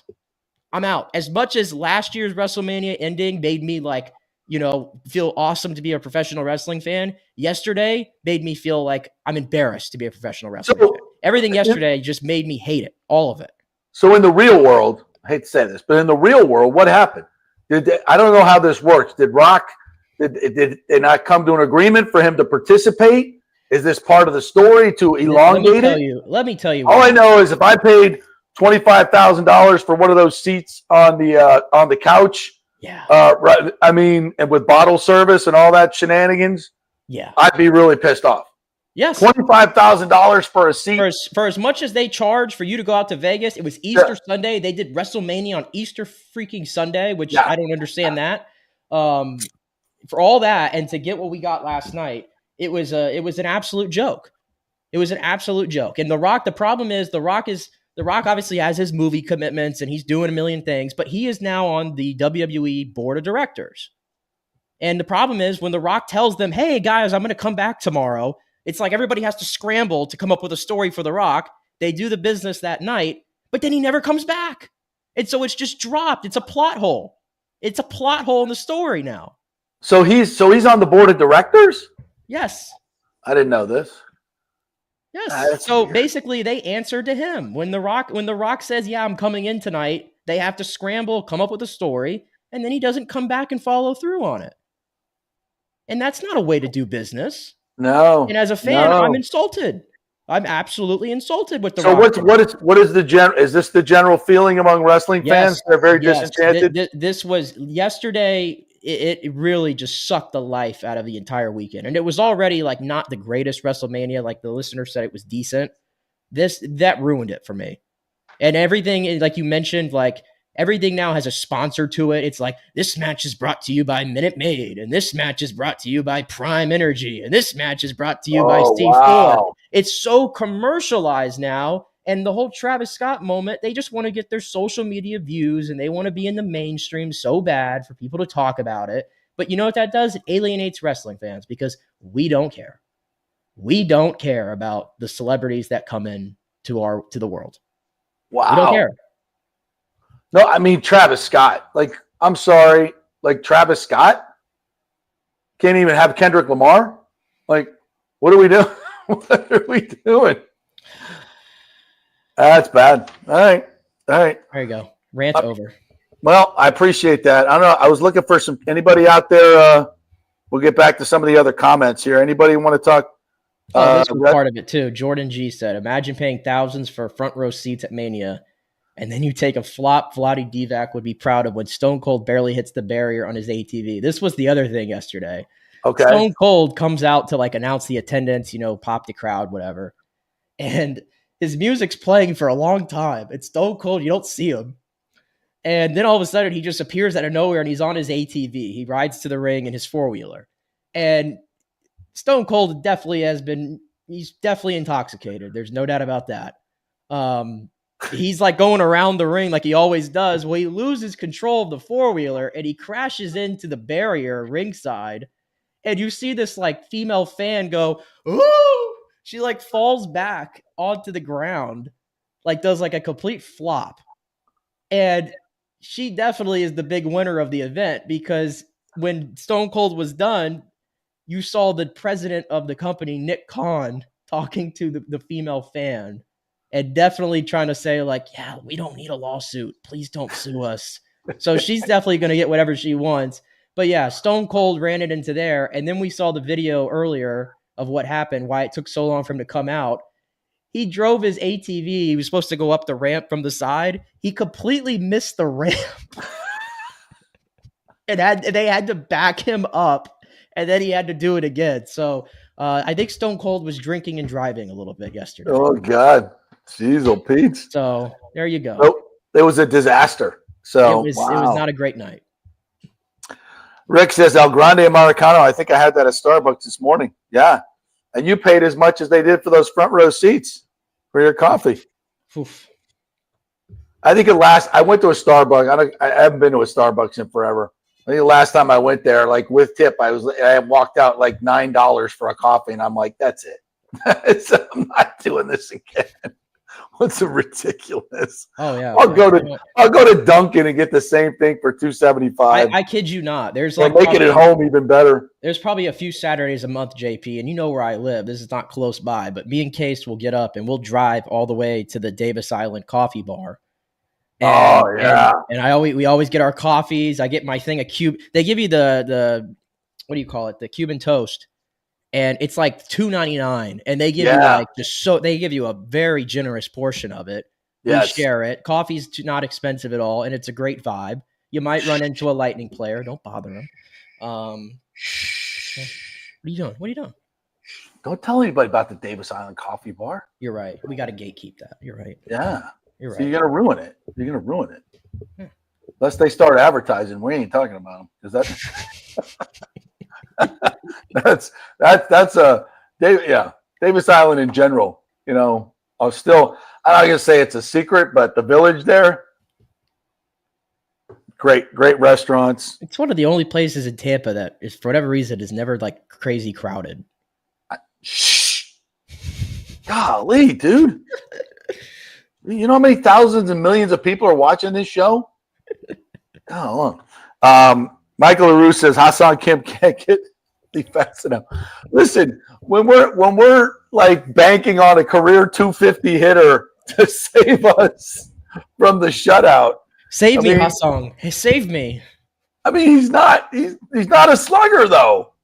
Y'all, this is why y'all were touting like, oh, we got Danny Jansen. I'm like, okay. He ain't Punch Rodriguez, bro. He's not the big dumper over in Seattle. I mean, what are we doing? We got Danny Jansen, man. Whoa. I'm like, okay. He's gonna hit 230 for us. I remember when they first announced this, and I'm looking at it on Twitter, and I'm like, whoa, Danny Jansen. I'm like, yeah, I've heard of him. He's pretty good. Yeah, like, wow, I didn't know he was that good offensively because people were freaking out like we just freaking signed Johnny Bench. And then I'm looking at his numbers. I'm like, yeah, he's a $7 million a year catcher. That's about what he is. Yeah, okay, he's an upgrade, but what are we upgrade of what? Yeah, he's got a hell of a pick back there, man. Balls don't get past him. Woo! What is the Nicky numbers this morning on Jansen and Rortvet as a tandem? That's the slugging duo. 8 hits. 8 hits. I wonder what their combined slugging is. What? Come on, look it up. I'm gonna pull it up. Hold on. All right, I'll do some more. Get to another comment. Michael LaRue, good morning to you. Says Baruch Schnemm, the only Lightning player missing from practice this morning. Looks like everyone else will be good to go for game 1. That's good for to have Glenn Denning back. We need him. Face-offs are going to be very, very important. He's at like 55%. We got to have him. Oh Lord, Danny Jansen is slugging a cool 208. Get ready for this one. Ben Rortvet. And he's the good one. Yeah. He's the good one. Ben Rortvet is slugging 0.95. Same as his batting average. Oh, my God. It's so bad. It's so bad. There's so many holes in this lineup. They have 8 combined hits. Danny Jansen has 57 at-bats, and Rortvet has 26. So what do you have, 80-plus at-bats, and they have 8 hits? Like, that's not even – I mean, you could get 2 AAA guys that could do better than that. Like, these are Major League Baseball players, supposedly. What did Alex Jackson hit last year? Was he surpassing this? I think it was like a stout 185. Because, like, granted, my excitement for Danny Jansen was for the fact that he couldn't be worse than Austin Jackson. Austin Jackson hit 122 in 155 at-bats. I don't know if we're going to get to that level. But yeah, what's the curse? The Buster Posey curse is just like that thing's real. That thing is real. It's in full force. Yeah. Like, my goodness, 1.5 season of Wilson Ramos and a couple years of Mike Zunino. We thought we had it. We thought we were back, and boy, oh boy, we are down to the dump again at that position. I saw Toby Hall the other day, and I'm like, you think maybe you could come back for a few? His son's playing AAA baseball. and he's still the best catcher we've had. Yeah, Toby Hall was a career 262 hitter. I would do so many things to see a race catcher hit 262. Are you kidding me? It's all-star level. My God. All right, let's talk a little. Guys want to talk. Richie P wants to talk some draft. So let me try this again. Tom McShay saying there's going to be a run on defensive ends, defensive tackles. Throw in Campbell and Jalen Walker into that run between pick 4 and 11 because the wide receivers, tackles, and quarterback talent is subpar.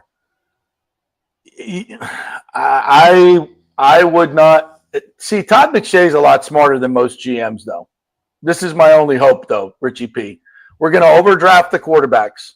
So they're going to start panicking, and Jalen Milrose going 17th overall. Jackson Dart's going 12. I mean, if there's more than one quarterback or more than two quarterbacks taken in the first round, that's going to be fantastic for the Buccaneers. And it happens. It just happens every year. It happens every year. He had 6 go last year in the first round. Ridiculous. And granted, those quarterbacks were all, JJ. Well, who was the last one to go? I think was it JJ? Look that up, will you? And just go through the first round quarterback. We had Caleb, we had Daniels, May, Caleb, Penix, Nix, McCarthy. Yeah. Okay. I think JJ McCarthy would go first overall in this draft. No, Jalen Daniels would. If you're redrafting? No, I mean if you plop JJ McCarthy in this year's draft. Oh yeah. He's going number 1, no questions, probably. Yeah. And I thought he was the last one taken last year, I think. Bo Nix was the biggest surprise. Yeah, probably, Bo Nix right? was the surprise, yeah. And he had arguably the second best season. Correct. Behind the rookie there, Jaden Daniels. So, you could say Penix was the actual shock. That was the one where when that happened, everybody was like, whoa. As much as we liked Penix, we didn't see 8, and we didn't see that team taking him. True. Absolutely, yeah. But I think he's going to be a pretty good quarterback in this league, but maybe not at Atlanta. Shame he has to be in the division, man. I want to root for him. Me too, of course. Love that kid. Get him out. Yeah, trade him, will you? Trade him so you can get your money's worth out of Kirk Cousins, please. Please. James says, I have zero interest watching this team as long as Stu is still owner. He makes Culver House look like Eddie DeBartolo. I don't disagree, partner. Let's see what else. Breaking news, Cooper Flagg declares for the NBA draft. Is that breaking news? There was some scuttlebutt. Does he want to play for the Washington Wizards, or does he want to go back and continue making his sweet NIL? Yeah. I've always said this. Given the choice, and I learned this from covering Tim Duncan back in the day when he was at Wake Forest. And he said most players, if they had the choice, would stay in school because they don't want to go to the NBA and play with a bunch of grown-ass men. They love the college experience. But, the NBA gave them no choice. It really. If you didn't get drafted, you didn't come out after a year, everybody thought there was something wrong with you, right? You declared and now, and you had to because of the money. And nobody wants to stay in school and be poor when you can even go play internationally and get paid, right? G League, you can get paid. But now that you can get paid a decent amount to stay in school, guys are going to stay in school. So I don't think it's ridiculous. But now Cooper, he's the number 1 overall pick, though. That's a totally different deal. Different deal. And he was dominating in college this year. There's nothing for him to do in college at all, to be fair. But I think the vast majority of players, typically every year we'd have, 50 to 75 players declare for the draft and then not be able to return to school and go through, and then they end up in the G League when they could be playing playing in Lakeland in front of 12 people when they could be, they could have stayed at Duke or Georgia Tech or wherever and played, in front of full houses but now they can make money. now they can make a decent salary, and I think that's good. I think that's good for basketball. I think it's going to help college basketball immensely. Yeah, and I got to be honest, I didn't even know because I'm much more familiar with the college football side of things than college basketball a lot from a fandom standpoint. And I guess like I'm seeing some of these numbers thrown out from some of these college basketball players, some of the money they're demanding to return to their school. And I'm like, I got to be honest, I didn't know that the college basketball players were getting that much dough. Yeah. Like I'm here, like all of a sudden I hear like, remember when Nico wanted the $4 million that was reported to stay at Tennessee, and we all went, well, that's crazy. He's not worth that. And I'm seeing college basketball players who are good players. Don't get me wrong. But one of them from Memphis, I forget his name, was reportedly demanding $7 million to stay. And I was like, holy hell. Like I didn't nobody's realize getting $7 million in basketball. I didn't realize it was like I that. didn't think Cooper Flagg's getting that much, is he? I don't know. It's been fascinating to watch the NIL discussion over the last week because of what happened with Nico. And just in terms of like the NIL is doing the opposite of what it was supposed to do. It's so becoming like this pay for play system. And that wasn't what NIL was supposed to be.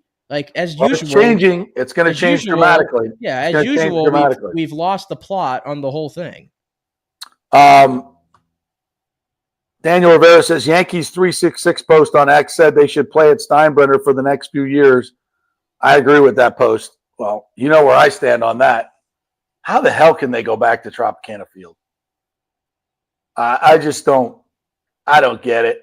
I don't. If the players don't want to go back, the fans, like, who's going to go back from a fan standpoint? I guess if that's where they're playing, it'll probably just be less than it was, which was awful. 16,000 a game probably goes down to 13,000 a game. And like, it's more like, where's the franchise heading? This is why Major League Baseball, you can't screw around. Like you can't screw. You want to stay in this market, get the freaking deal done. Like, I don't care what you got to do. You can do it. You got Vince DeMoli out. You can do what you got to do. If you have to sweeten the pot a little bit for Sternberg, and I know he's going to try to make a ridiculous deal like he always does. If at some point they got to move this franchise forward. Like we're not sitting around waiting for it. Even if, like, say tomorrow, Stu said, "All right, we got a deal in Tampa." Like, we'd all go, "Really? Do you? You're going to follow through this time?" Like, then we're going to go through the whole machinations of what does the park look like? Oh, here's some new renderings. Oh, like the first time in Tampa, second time in St. Pete, Montreal. Like, which renderings are these? It's a joke. The dude is done. Like, it's done. He's got to move on. Baseball's got to move on. We're not going back to Tropicana Field. We're not. I mean, maybe if there's a new ownership group, it would be a little bit more palatable to know that there's a new stadium coming on the Tampa side and we're moving forward. And then you go back and play in Tropicana Field and you can have your nostalgic couple season run, whatever you want. But it just doesn't make any sense. It doesn't make any sense to me. But whatevs. Bucs Rays Bolt says, JP, latest news, White running back looks like he's out the door soon. Rookie contract coming up. Don't think he wants to pay him, trade him. Cowboys by draft day. Yeah, I know J.C. Allen's been putting that out there that the Cowboys might want to trade for Rachaad White. Do the Bucs want to part with him? I mean, what are we going to get? If I'm the Bucs, he's cheap. He's really good. He's really good. Like, I'm not saying he's going to be on the roster after this year. No, we're not going to. No, he's not getting another contract. No, he still has a valuable role in the offense, and I don't want to put the whole load on Bucky Irving. No, the beauty of Bucky Irving, as much as we can be fans and say give Bucky Irving every snap. Why is we can be that? But Bucky was effective because he wasn't running to the ground. Right. I want Bucky getting 15, 20 touches a game. And I want Rachaad White getting 10 to 15 touches a game. Yeah, and Rachaad is still, as a receiving he's a really good player. Yeah. I think people dump on him because, it's like, he doesn't. He's a much better running back in this gap scheme than he was in that crappy zone blocking scheme. Way better. And he's great. Yeah. He's great in pass protection. He's really good out of the backfield. No, like Rachaad White is a great asset for this team. Yeah. People just act like, hey, we could just throw him away. No, we don't want Bucky getting every snap.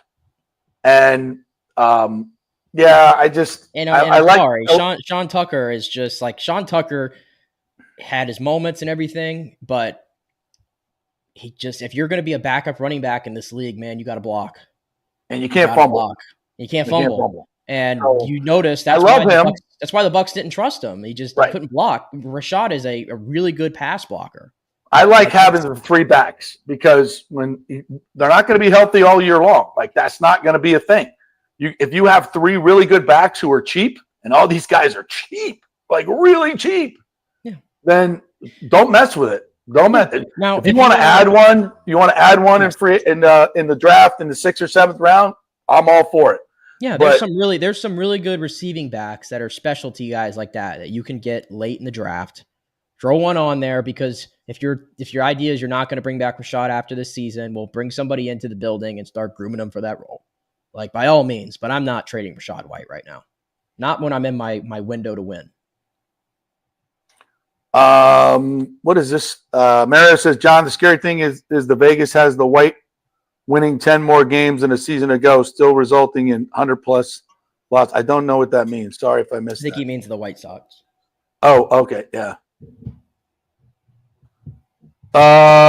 Michael LaRue says, in a spring training TV interview years ago, Stu said they hired Kevin Cash with no managing experience so they could mold him. Yeah, of course. I mean, they hired him because he was cheap and he would go along with the analytics. And I don't think they've ever really given Cash the opportunity to manage to his full capabilities. If you want I would much rather take the shackles off him and let him manage than being constricted with the analytics shackles that he has to deal with.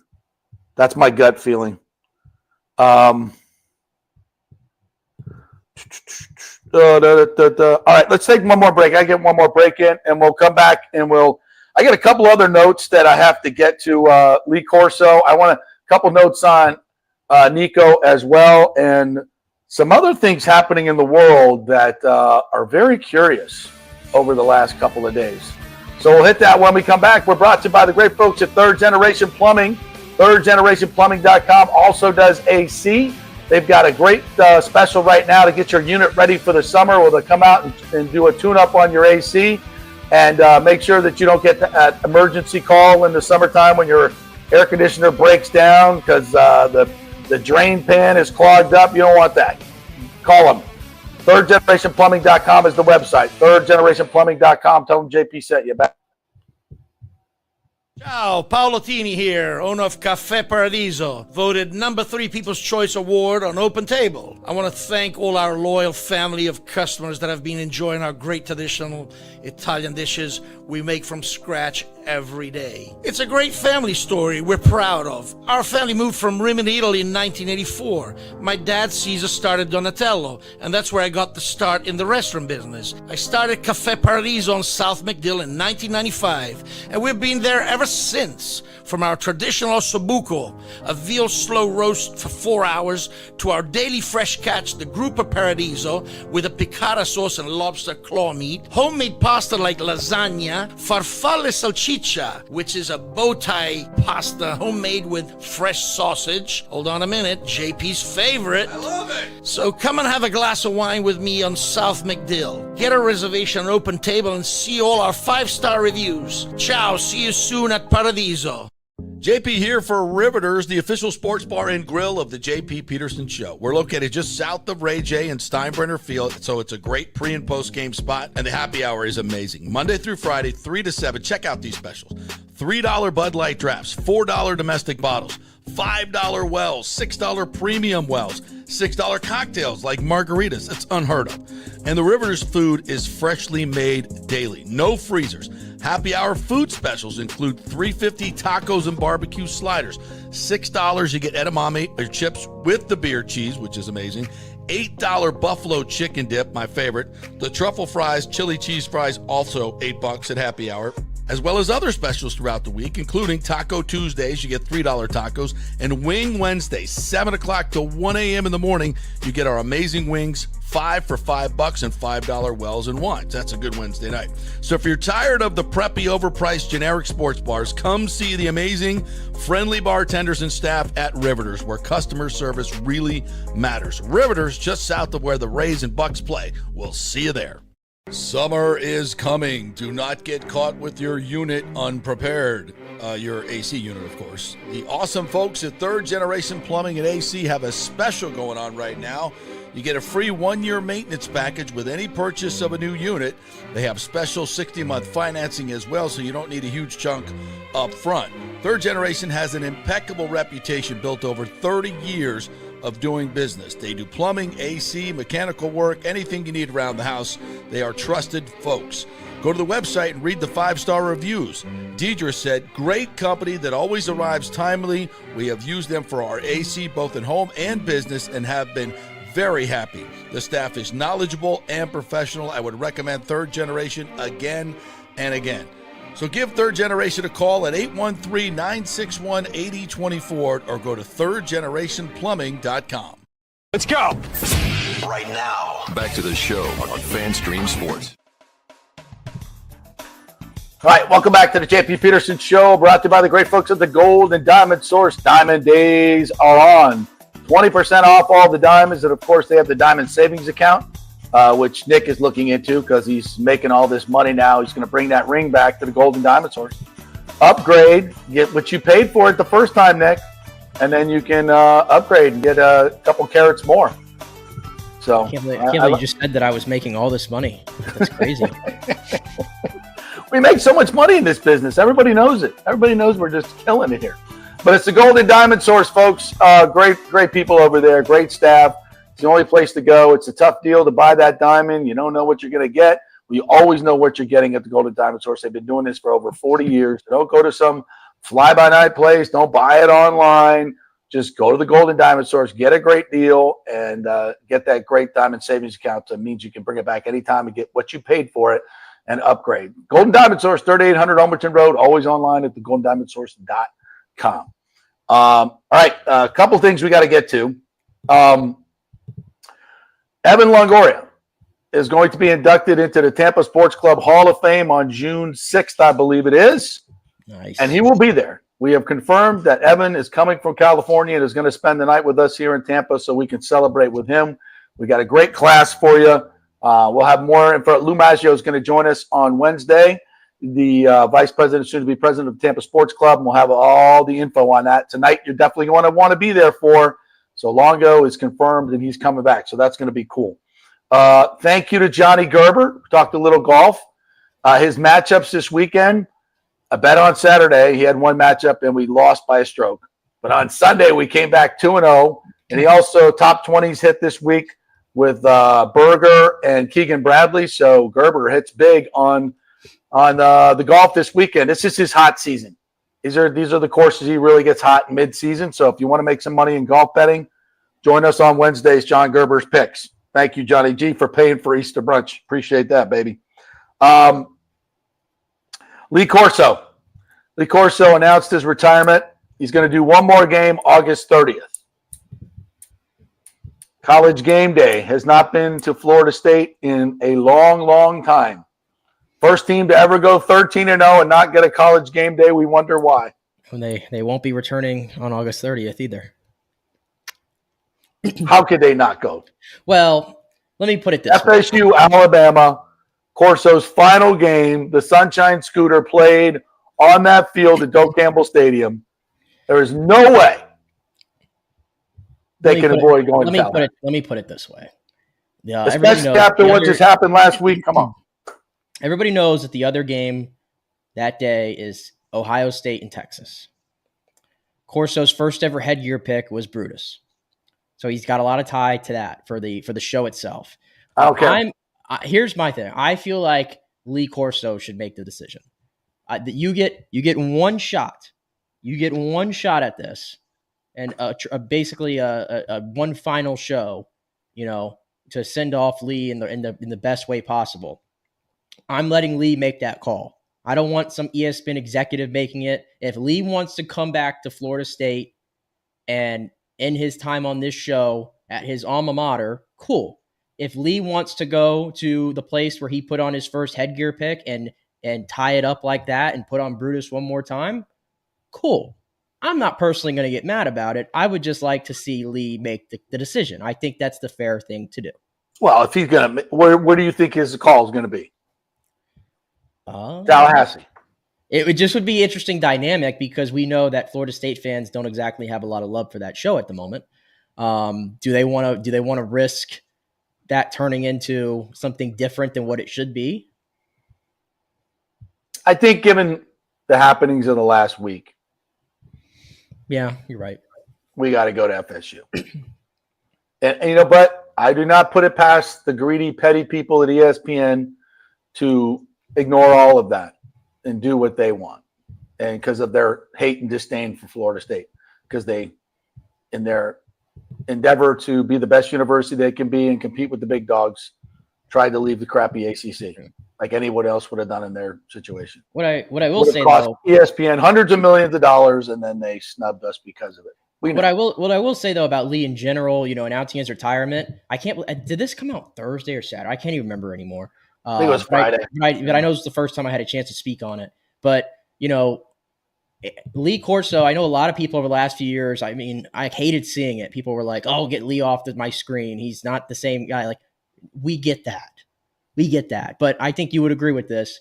There is something about the first college football Saturday, the first game day of the year, and when it comes on and Lee Corso is sitting there in that chair next to Kirk Herbstreit, it just feels magical. Like, not to romanticize about it because it's sports, but how can you not get romantic about sports sometimes? It just felt right. I didn't care that he didn't have his fastball. Didn't expect him to. I never got tired of seeing Lee Corso on my screen. And I think college football is losing something by not having Lee Corso on our screen. Knew this day was coming. Yeah. Absolutely sucks. I grew up with Lee Corso on my TV screen. You covered the sport with Lee Corso on your TV screen. Everybody, no matter what generation you are, in some way, shape, or form, you've seen Lee Corso on your TV screen talking college ball and putting on a headgear, and now that's going away. And, all good things come to an end, and college game day is not going to be the same again. It won't. I think it's apropos that where ESPN is going and is heading is that we're basically replacing Lee Corso with Pat McAfee. So you're not the biggest McAfee fan on the show. No, I used to be, but he's a sellout now. So really? Yeah, he's a sellout. He's a complete sellout. I don't know. But that's what, and that's where we're at. We've gone from, a likable, guy who bleeds college football, it's passion, it's all about that, to a guy who's an opportunist to make money. And it's all about him. With Lee Corso, it was all about the game and the sport. With McAfee, it's all about him. It's all about him. I thought they were able to offset it this past year by adding Saban to the panel. Because, we all want – Nick Saban, getting a chance to hear him talk ball in that setting, he's awesome. So I felt like Pat brought the entertainment factor for sure. And then you have Saban and Kirk, who are as knowledgeable as anybody in the game. Desmond's just sort of like – I wouldn't put him in the same tier as Saban and Kirk when it comes to like the getting into the weeds of the game. But I think McAfee's a distraction. I think he's a carnival, and I don't need a carnival. College football is good enough for me for entertainment value. The game itself is entertainment value. I don't need a clown. I don't need a clown to be part of it. I know. Going in on McAfee today. By the way, congrats to the Durham Bulls.